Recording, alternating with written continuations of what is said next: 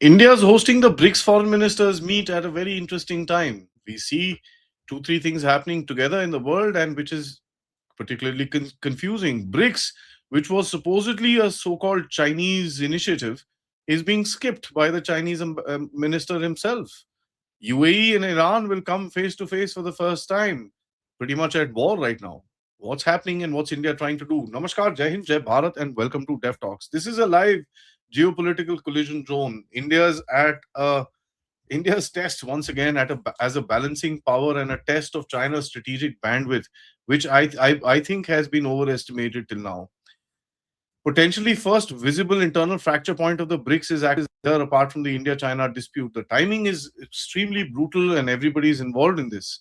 You have now simultaneously the Iran-UAE hostility, US-China entanglement and negotiations which is taking place inside China, India-China distrust which is building across, energy insecurity, sanctions pressure, internal BRICS ideological contradictions, and the UAE-Iran, which is an active war right now, all colliding inside one room.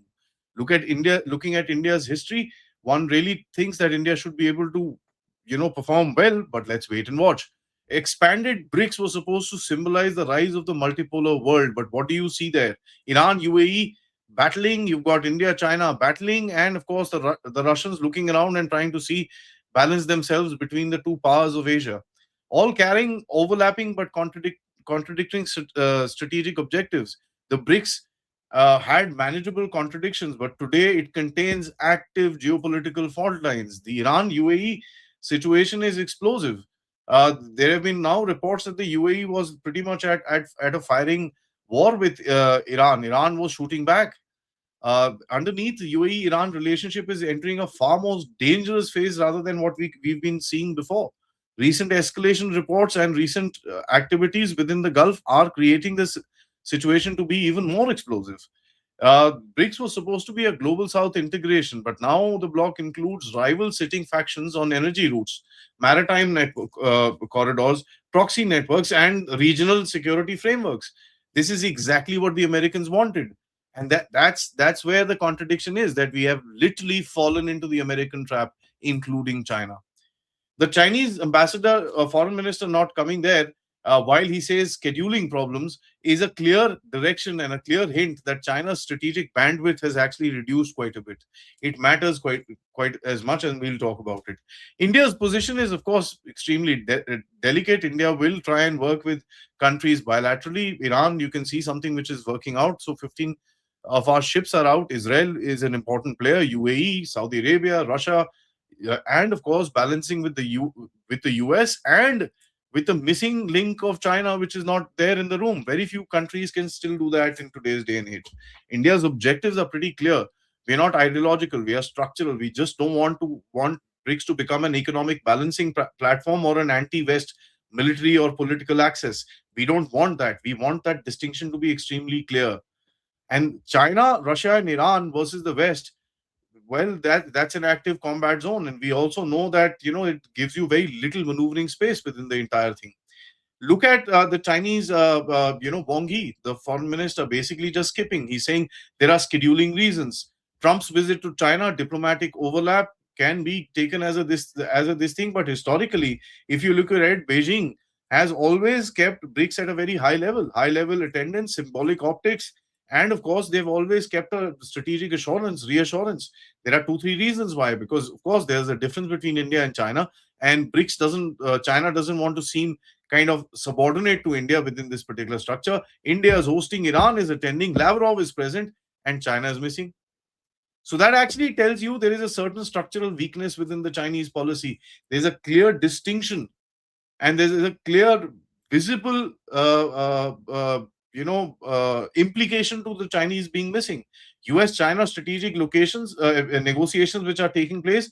What is China giving a hint to the Americans that they are more American-minded than towards the BRICS?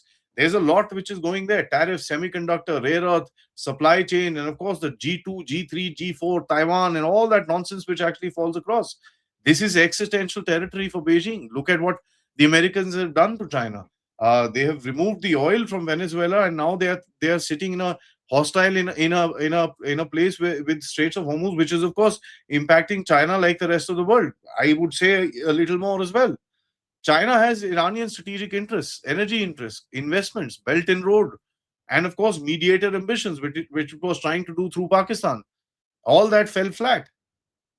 Now you look at the internal economic stress within China as well. Internally, I mean, a lot of people claim that, oh yeah, 90% of the rare earth processing capacity is there with China. Fantastic. But when the demand is down to the ground, what does China do with the rare earth processing capacity? When the helium itself is 40% out at the moment out of 100 in terms of the global supply, what does China do with that? So China, being an export market, is facing the brunt of an economic slowdown around the world. So that's going to create a lot of problems within China as well. This looks like a very different China than what it was. China signals always both ways. China always did simultaneous engagements, layered signaling, and of course, multi-vectoral optics. But this time, they have gone a single direction. They would host Trump and still send Wang Yi to Delhi before, but today they have not sent Wang Yi here and they are hosting Trump. That actually tells you both the US and China, who keep beating their chest in the world as to being a great power and doing all sorts of big things, don't have that kind of power anymore to sustain their words, which is very, very interesting. Now China may simply view US China stabilization as more important than BRICS optics right now. This is more of a straightforward explanation, but I would say China is also trying to uh, getting avoid trapped between the Iranian demands, the Gulf tensions between UAE, and of course India's balancing game, and of course the Russians sitting on top. So they're reducing their exposure while keeping some sort of an institutional participation alive, creating a sense of flexibility, which every that in as a writing article in the Washington Post it may sound nice, but on the ground everybody can see what is actually taking place. There is a bandwidth strain which is actually taking place between China, especially with India and multiple other players in the region. So there's an India-China undercurrent which is also taking place. There's a multi-alignment strategy which India is playing, balancing bridge building and avoiding the block polity. But at the end of it, the China wants structural influence, China wants institutional shaping, and China wants long-term centrality, which nobody, nor the Indians nor the Russians, would want to give it to them.